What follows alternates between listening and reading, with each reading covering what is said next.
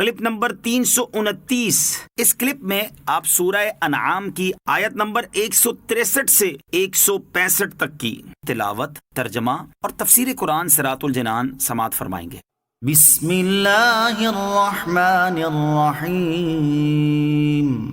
ترجمہ، اللہ کے نام سے شروع جو نہایت مہربان رحمت والا ہے۔ لا شریک لہ وبذالک امرت وانا اول المسلمین۔ ترجمہ، اس کا کوئی شریک نہیں، اسی کا مجھے حکم دیا گیا ہے اور میں سب سے پہلا مسلمان ہوں۔ وَأَنَا أَوَّلُ الْمُسْلِمِينَ، اور میں سب سے پہلا مسلمان ہوں۔ اولیت یا تو اس اعتبار سے ہے کہ انبیاء علیہ الصلوۃ والسلام کا اسلام ان کی امت پر مقدم ہوتا ہے، یا اس اعتبار سے کہ سید عالم علیہ الصلوۃ والسلام اول مخلوقات ہیں تو ضرور اول المسلمین ہوئے، سب سے پہلے مومن۔ اس سے معلوم ہوا کہ ساری مخلوق میں سب سے پہلے مومن حضور پرنور صلی اللہ تعالی علیہ وسلم ہیں۔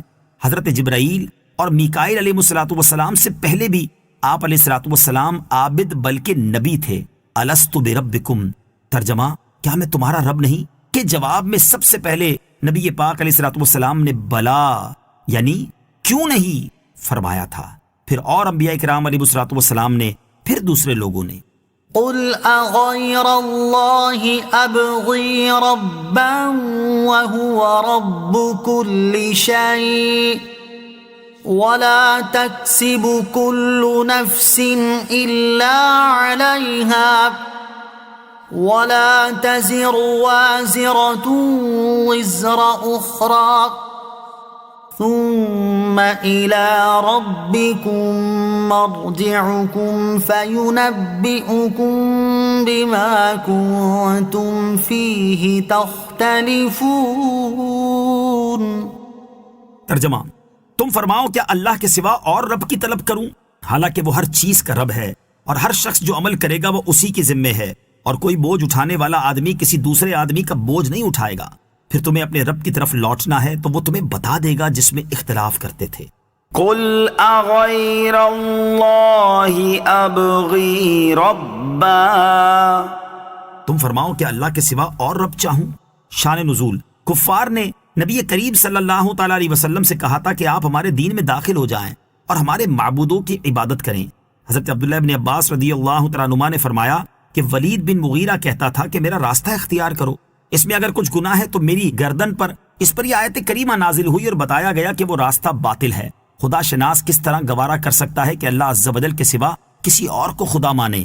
نیز یہ بات بھی باطل ہے کہ کسی کا گناہ دوسرا اٹھا سکے، بلکہ ہر شخص جو عمل کرے گا وہ اسی پر ہے۔ وَلَا تَزِرُ وَازِرَةٌ وِزْرَ أُخْرَى، اور کوئی بوجھ اٹھانے والی جان دوسرے کا بوجھ نہ اٹھائے گی، یعنی مجرم گناہ سے بالکل بری ہو جائے اور کسی دوسرے پر اس کے گناہ ڈال دیے جائیں، یہ نہیں ہو سکتا۔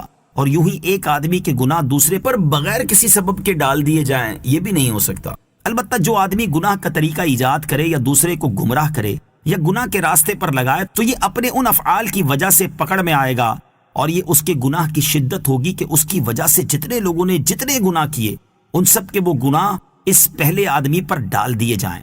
حقیقت میں یہ اس آدمی کے اپنے ہی اعمال کا انجام ہے، نہ یہ کہ بلا وجہ دوسروں کے گناہ اس پر ڈال دیے جائیں۔ اور یہ بات قرآن و حدیث سے ثابت ہے۔ اللہ عز و جل فرماتا ہے وَلَيَحْمِلُنَّ أَثْقَالَهُمْ وَأَثْقَالًا مَعَ أَثْقَالِهِمْ۔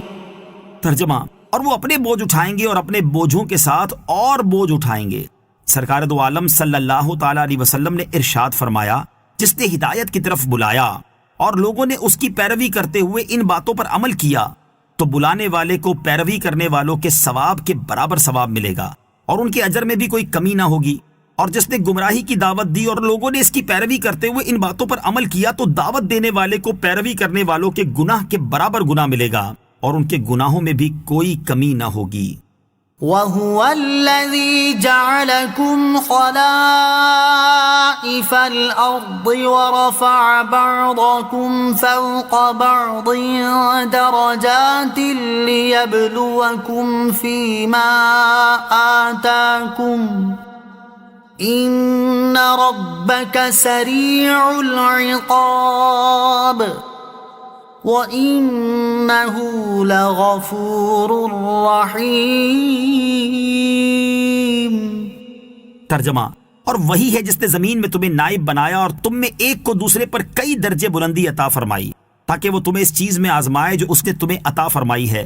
بے شک تمہارا رب بہت جلد عذاب دینے والا ہے اور بے شک وہ ضرور بخشنے والا مہربان ہے۔